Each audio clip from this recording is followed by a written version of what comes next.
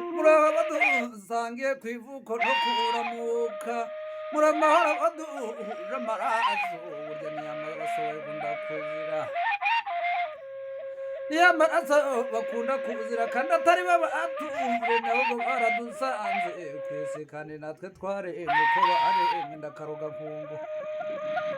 ariko ndabakunda imana izibampera umugisha burya nkunda Vande Makenga nkunda na Sematama wo mu murenge wa mugabo wanze gutakaza ubwoko umuzabugwa inyuma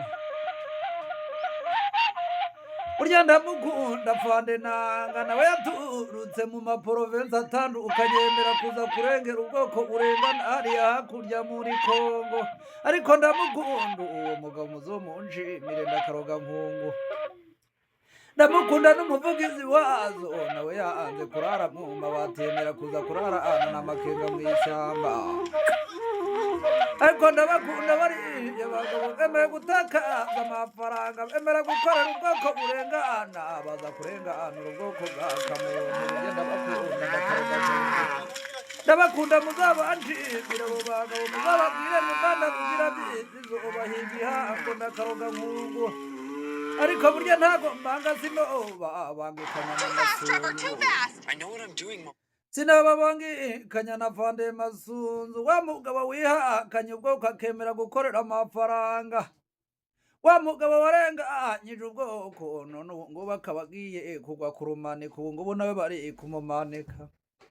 bamujyanye Kinshasa mu bahanya bamujyanye Kinshasa mu batinda ariko bagiye kuzamwica bamumanitse ndakaroga nkungu buryo mugabo nawe yazize imivumo y'abantu yazize imivumo y'ababyeyi yarari kwicira abana ndetse n'ababyeyi yatemaguriye murenge ntabwo ayo maraso yamuhira burya azayazira ndakaroga nkungu burya ndashoje nsigaje gutera akashi mu gitabo